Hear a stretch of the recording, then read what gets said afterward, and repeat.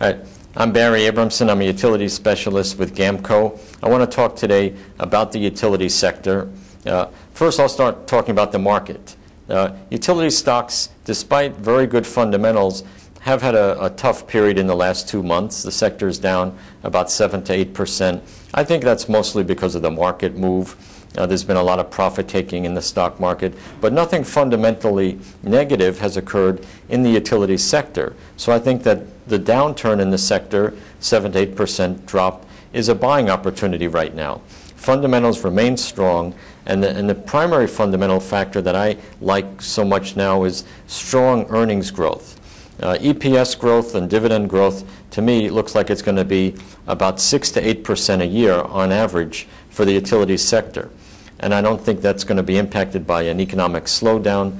The utilities have an earnings momentum built in from infrastructure growth.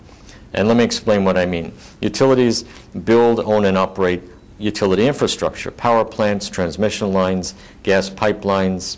And there's a tremendous need for new investment in the sector in the U.S. and worldwide.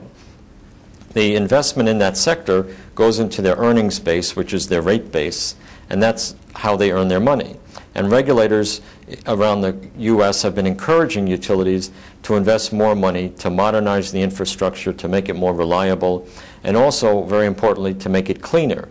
There's a big movement in the U.S. and worldwide for utilities to invest tremendous amounts of money in environmental retrofits, reducing emissions from their power plants.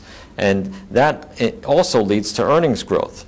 So it's a positive in two ways. They get to earn more money, and the emissions from the power plants will be lower, and therefore a cleaner environment, and yet profits go up. Another thing that excites us about the utility sector right now is that there's a big upsurge in investment in alternative energy. Alternative energy is clean energy, primarily wind energy, but also solar power, geothermal. Utilities have found a way to make money off of this, and some of the utilities are investing heavily in wind power, and it's contributing significantly to their EPS growth, and the government is encouraging them to do more and more of this. So again, for investors, the bottom line is they're getting more EPS growth from investing in alternative energy. We layer that onto the earnings growth they're getting from investing in the transmission lines, in new power plants, in environmental, and it adds up to 6 to 8% average EPS growth in the sector, recession-proof earnings, cheap stocks that have dropped in the face of really no change in fundamentals. So we think this is a buying opportunity in the utility sector.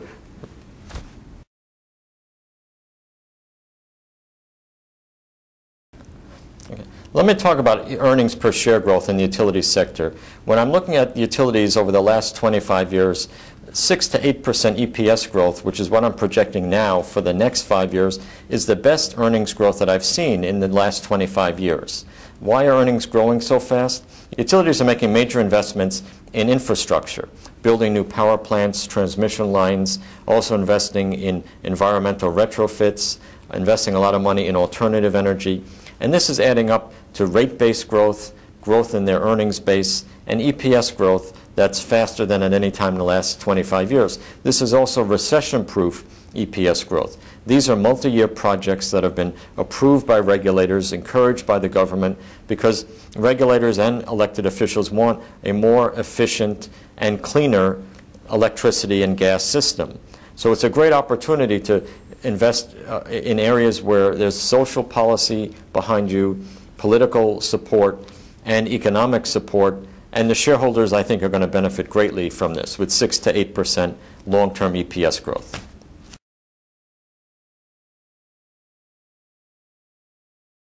We expect to see more M&A activity in the utility sector. When I look at the U.S., we have more than 65 electric utilities, more than 35 gas utilities. It's still a very inefficient system.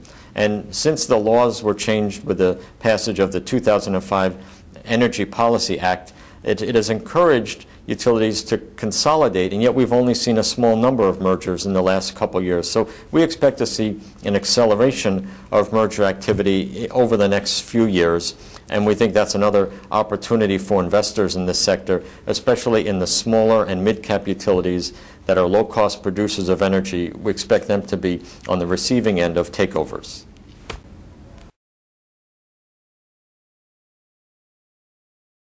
When I look at the U.S. presidential elections coming up this November, I'm actually not worried about how the outcome is going to turn out when I look at how it will affect utilities and energy policy.